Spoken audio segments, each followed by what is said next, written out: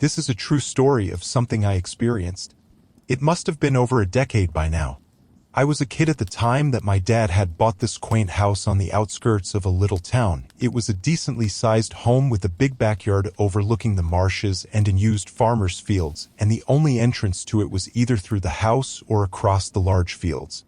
To put into context how this fits into the story was because my bedroom at the time of living with my dad was situated at the back of the house, facing the big backyard.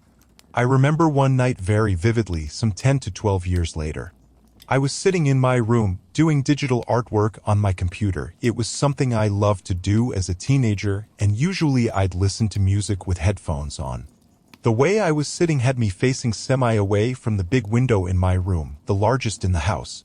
I had my blackout blinds drawn, and it was the only room in the entire house that had the light on, and I'd assume from outside you'd see slivers of light through the edges of the folding blinds.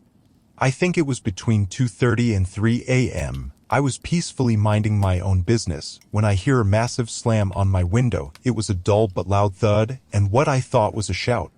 My dad was sleeping peacefully in the room next to me. How he didn't hear anything at the time still amazes me to this day.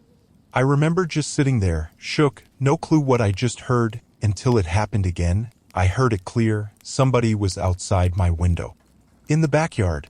Whoever this was had no reason to be there.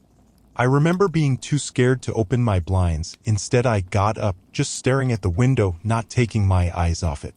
Something I'm thankful for to this day was I went with my gut feeling. My gut was telling me to grab a flashlight and check the front door.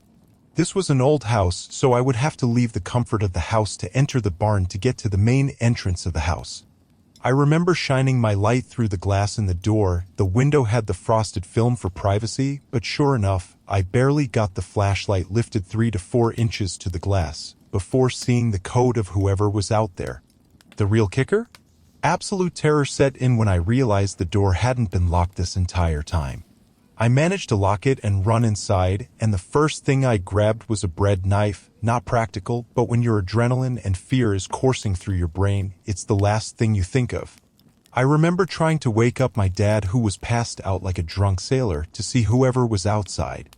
We never found the man, and he never came back.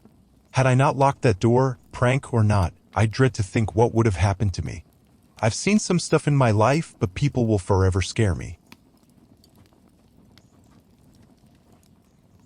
In the late 1800s, the town of Fall River, Massachusetts, was a quiet community with cobblestone streets and Victorian houses that stood as stoic witnesses to the unfolding events of the era. Among these homes was the Borden residence, an imposing structure that would soon be forever etched in history. Lizzie Borden, a woman of some means, lived with her father, Andrew Borden, and stepmother, Abby Borden, in the spacious and slightly foreboding Victorian house. Despite the veneer of respectability, tensions brewed within the family. Lizzie's relationship with her stepmother was strained, and whispers of financial disagreements added an ominous undertone to the household. The stifling heat of August 4, 1892, hung over Fall River like a heavy curtain. That morning would change the course of Lizzie Borden's life and cast a sinister shadow over the once quiet town. The events that unfolded within the walls of the Borden home would become one of the most notorious crimes in American history. As the clock ticked toward mid-morning, the household was thrust into chaos when Andrew Borden's lifeless body was discovered in the living room. The brutality of the crime was shocking, his face obliterated by a series of ghastly blows. The shockwaves only intensified when Abby Borden's body was found upstairs, her fate mirroring that of her husband. The crime scene was a tableau of horror. A hatchet, believed to be the murder weapon, lay conspicuously nearby, adding an eerie touch to the already gruesome scene. Suspicion immediately turned toward Lizzie Borden, who claimed to have been in the house at the time but professed ignorance about the details of the murders. The subsequent investigation and trial would become a spectacle, capturing the imagination of a nation on the brink of a new century. Lizzie's demeanor during the trial and the inconsistencies in her accounts fueled speculation about her involvement in the murders. The courtroom drama unfolded like a macabre play, and despite the compelling circumstantial evidence, the jury ultimately acquitted Lizzie. Fall River was left to grapple with an unsolved mystery that lingered in the collective consciousness. The Borden house, now forever associated with the tragic events, underwent a transformation. Over the years, it transitioned from a crime scene to a residence and eventually a bed and breakfast. The rooms that once echoed with uncertainty now hosted curious guests intrigued by the allure of true crime and the paranormal. The story of Lizzie Borden and the infamous axe murders continues to captivate historians, crime enthusiasts, and ghost hunters alike. The Borden house stands as a time capsule, with the echoes of that sweltering August day reverberating through its halls.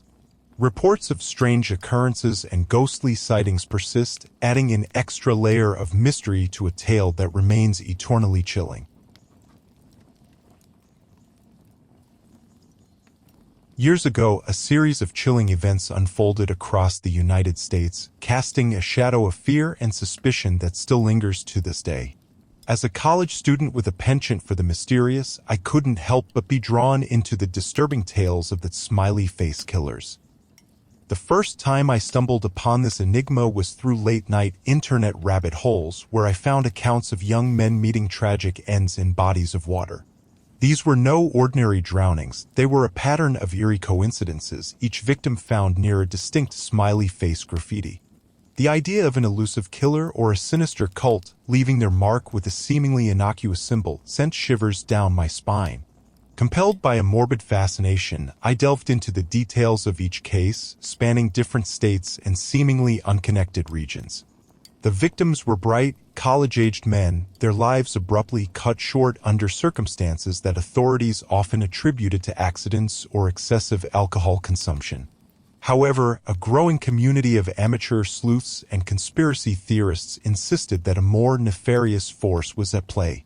The unnerving pattern emerged: bodies discovered in bodies of water, the ever-present smiley face emblem nearby, a sinister signature suggesting a calculated, malevolent presence.